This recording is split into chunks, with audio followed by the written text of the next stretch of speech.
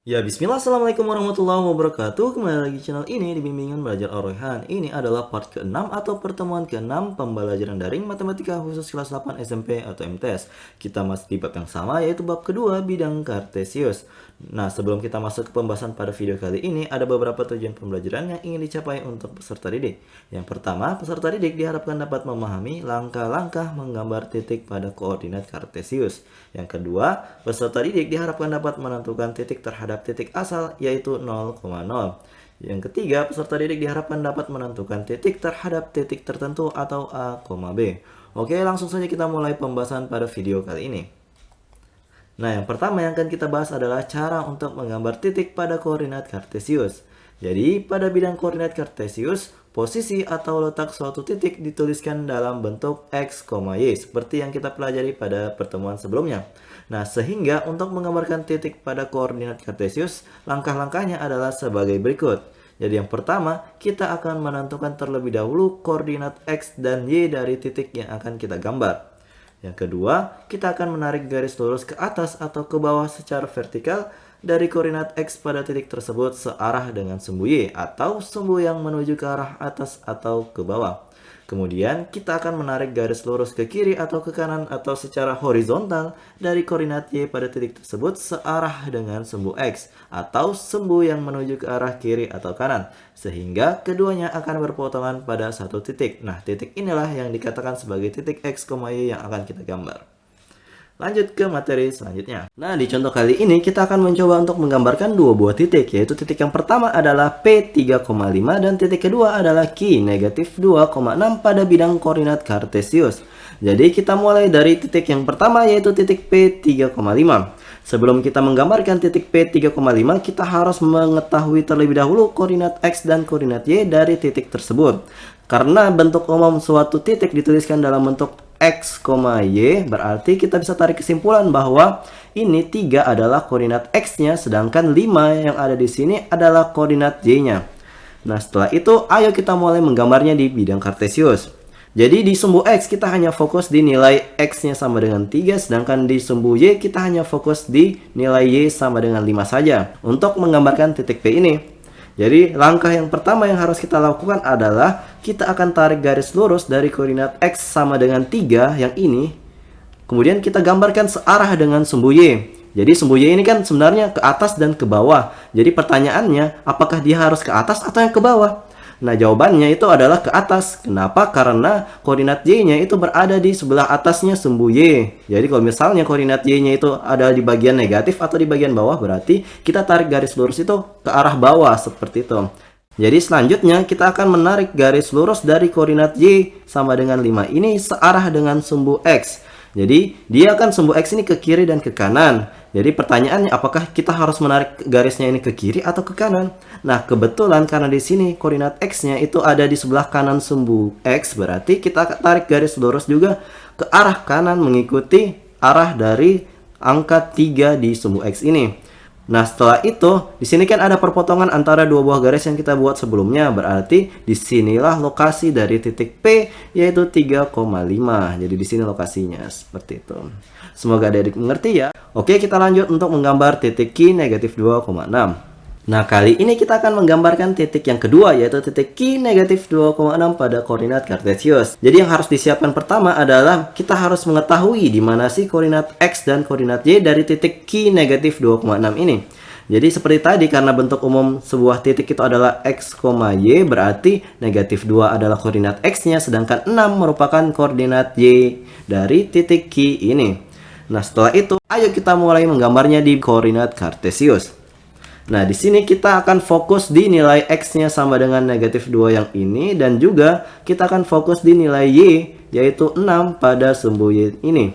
Nah, yang harus kita lakukan pertama seperti tadi adalah menarik garis lurus dari koordinat X, yaitu negatif 2, searah dengan sumbu Y. Jadi tergantung nilai Y-nya adalah positif atau negatif. Jadi karena di sini nilainya adalah positif 6, berarti garis yang kita tarik itu adalah mengarah ke arah atas. Sedangkan kalau misalnya nilai dari Y dari titik ini adalah bernilai negatif, berarti garis lurus yang kita tarik itu mengarah ke arah bawah. Seperti itu.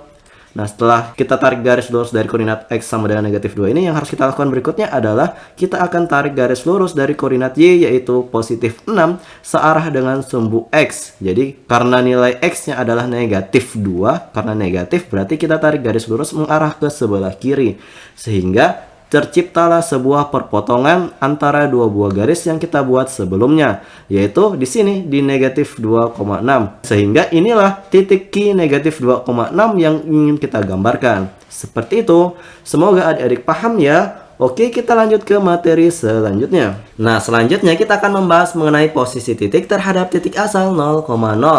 Nah, sebelum kita membahas mengenai langkah-langkah menentukan posisi titiknya ini, coba perhatikan gambar berikut ini. Jadi di sini ada sebuah bidang koordinat kartesius dan terdapat 8 buah titik di dalamnya. Nah, kali ini kita akan mencoba untuk menentukan masing-masing posisi titik ini terhadap titik asal 0,0. Jadi langkah-langkahnya adalah sebagai berikut.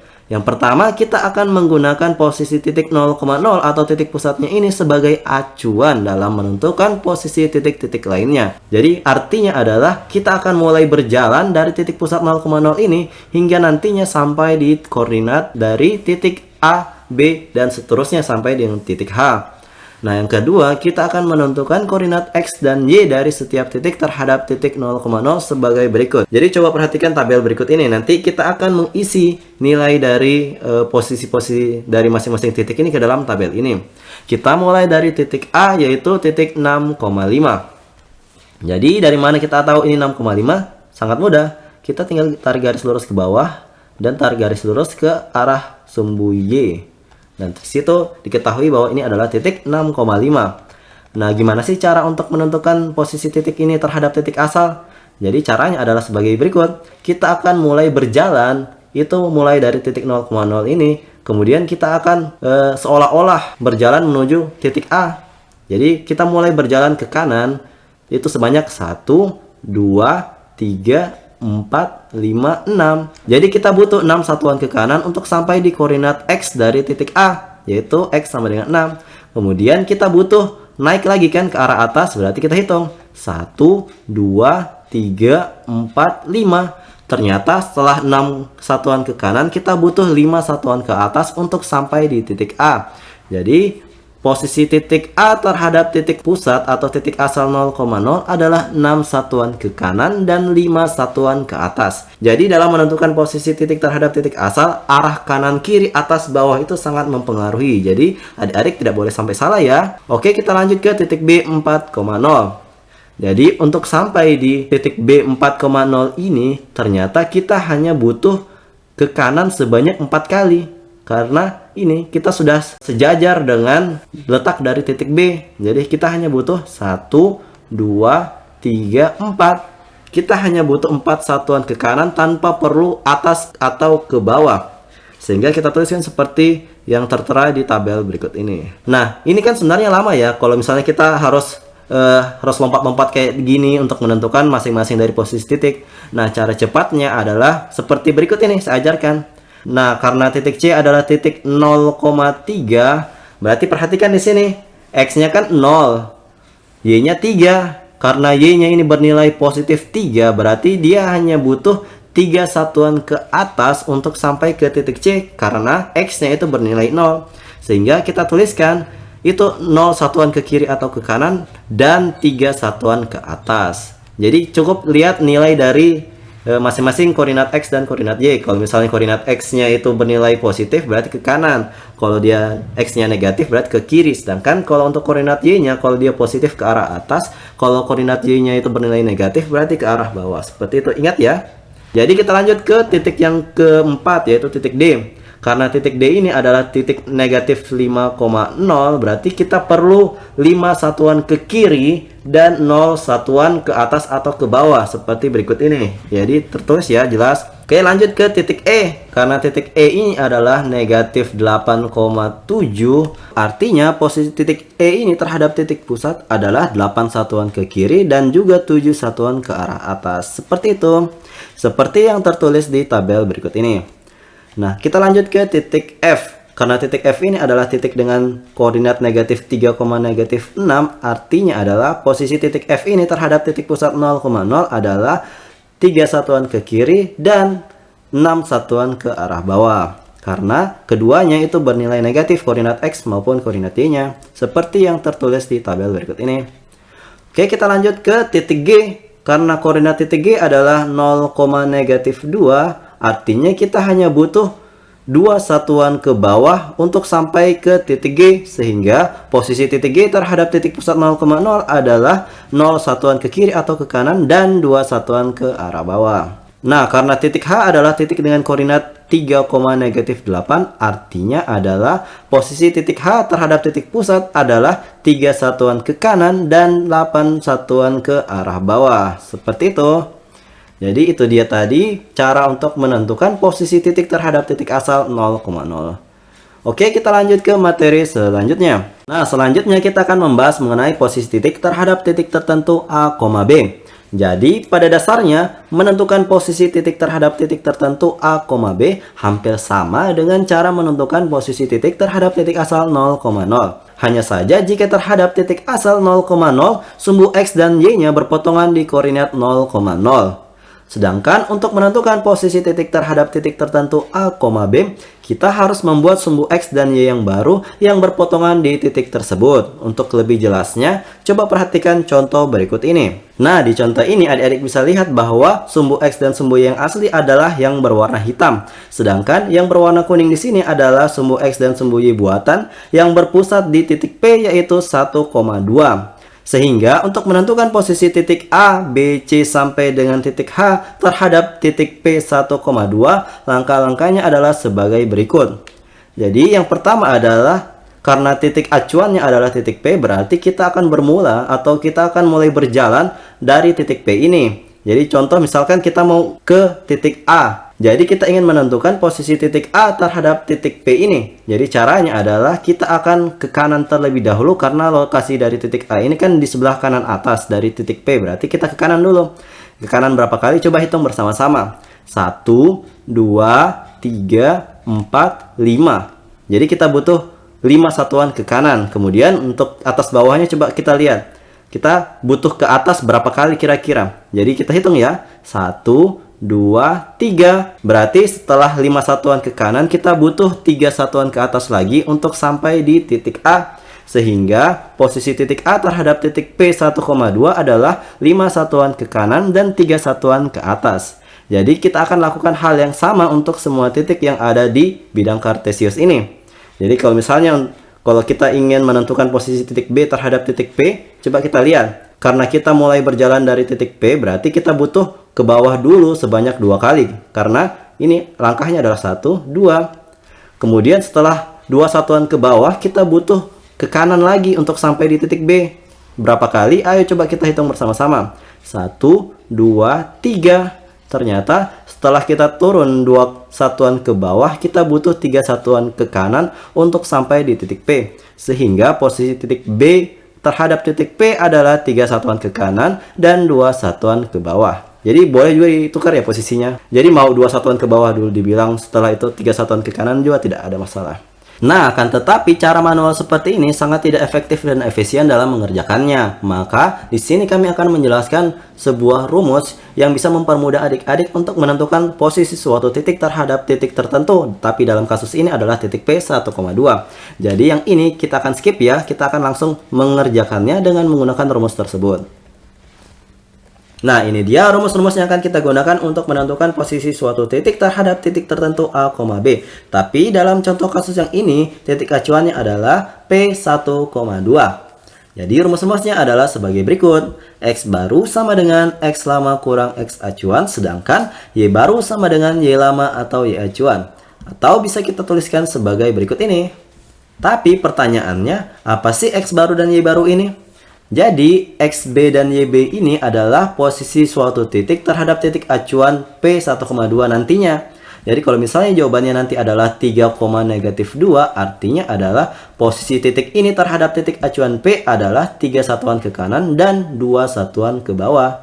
Seperti itu. Sedangkan X lama Y lama adalah koordinat dari titik yang kita mau cari tahu posisinya terhadap titik acuan. Sedangkan X acuan dan Y acuan sendiri adalah koordinat dari titik P, yaitu 1,2, artinya X A-nya atau X acuannya adalah 1, sedangkan YA-nya adalah 2 berdasarkan informasi tersebut.